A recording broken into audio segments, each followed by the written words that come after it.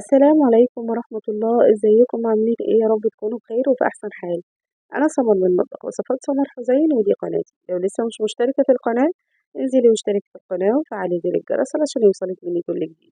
وما ننساش الدعاء لأهلنا في غزة، ربنا يا رب ينصرهم نصرا يتعجبوا من أهل السماوات والأرض. وصفة النهاردة هنعمل مع بعض الجبنة الكريمي من الجبنة القريش، ودي وصفة صحية جدا جدا، أفضل من الجبنة الكريمي. بس أهم حاجة نختار نوع جبنة يكون كويس، يعني الجبنة القريش اللي احنا هنشتريها تكون كويسة. المكونات اللي معايا النهاردة عندي 3 مكونات بس. عندي مش قديم، وعندي فنجان من اللبن، وعندي جبنة قريش. وزي ما قلنا نختار نوع الجبنة يكون كويس، ما يكونش كمان فيه يعني يكون طعم الجبنة فيه مزازة، لا يكون طعم الجبنة حلو، تكونوا متأكدين من المكان اللي انتوا بتجيبوه منه.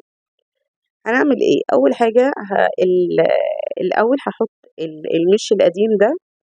تمام، انا هعمله بنكهة المش القديم. الجبنة الكريمي دي انا هعملها بنكهة طعم المش القديم او الجبنة القديمة. هنزل، ممكن تحطي مش قديم او جبنة قديمة، او ممكن تستخدمي اي نوع من انواع الجبن، بس انا فضلت ان انا استخدم مواد صحية. هنا استخدمت كيلو من الجبنة القريش، وهبتدي انزل بيهم في الكبة. هننزل كل الكمية دي، وبعد كده هضيف فنجان اللبن.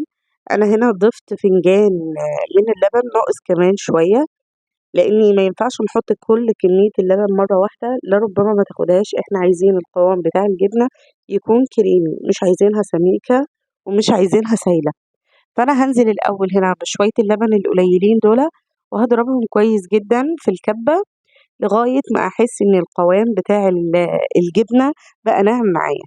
الاول انا هبدأ اضرب كويس في الكبة، وهشوف لو هي محتاجة. طبعا انا هرفع الغطا بتاع الكبة، لو هي محتاجة لبن أنا هزودها كمية من اللبن، وكمان هنزود اللبن يعني بالتدريج حتة حتة، لغاية ما أشوف إن القوام يعني هل كده وصلت للقوام اللي أنا عايزاه ولا لأ. شايفين أنا بنزل باللبن حتة حتة، مش كتير، يعني أنا بنزل عليه بالتدريج. هنفضل نضرب بالكبة كده لغاية ما أحس كل المكونات اتكنست مع بعض. شايفين أنا بضيف اللبن شوية بشوية، وطبعا انتي بتتابعي. وافتحي برضو الكبة وشوفي هل هي محتاجة لسه تتضرب شوية وتنعم، ولا خلاص هي كده وصلت تمام. أنا هنا حسيتها لسه عايزة تتضرب كمان شوية، فابتديت بالاسباتيولا وقلبت كل الجبنة اللي في الجوانب بتاعة الكبة. تقدري تضربيها برضو في الخلاط، بس الكبة بتنعمها أكتر. تفضلي اضربي كده لغاية كل المكونات ما تتجانس وتفضل معانا ناعمة. عندي هنا مكون اختياري، وهي شوية جبنة قديمة. تقدري تضيفي أي نوع من أنواع الجبن، بس أنا فضلت إن أنا أستخدم جبنة بيتي علشان تبقى الوصفة كلها صحية. تقدري تستخدمي أي وصفة، يعني أي جبنة. ممكن تحطي جبنة نستو، ممكن جبنة شيدر، أي نوع من أنواع الجبن لو أنت عايزة تغيري طعم الجبنة القريش بيها. افضلي اضربي كده لغاية ما القوام، شايفين ما شاء الله كريمي جدا وناعمة جدا، طعمها بتنقل في حتة تاني خالص. خاصة الناس أصحاب الدايت بتغير طعم الجبنة شوية معاهم. طبعا أنا بهتم بأصحاب الدايت، لأن أنا من أصحاب الدايت أصلا اللي دايما على طول بيعملوا دايت.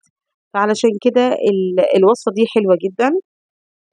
طبعا هتقولوا لي المش القديم او الجبنه القديمه احنا مش بنحط كميه، احنا بنحط حاجه قليله جدا.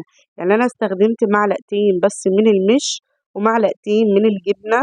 وطبعا الجبنه القريش بتبقى يعني اصلا مش بتبقى ملحها كتير، فتبقى يعني الطعم بتاع الملح مظبوط خالص.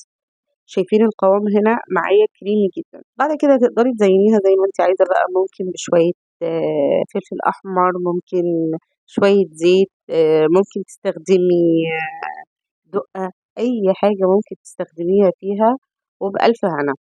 طبعا بقى لو كنت وصلتي معايا لنهاية الفيديو، ما تنسيش اللايك والشير والاشتراك في القناة وتفعيل زر الجرس علشان يوصلك مني كل جديد. وما ننساش طبعا الدعاء لأهلنا في غزة، ربنا يا رب ينصرهم نصرا يتعجب منه أهل السماوات والأرض.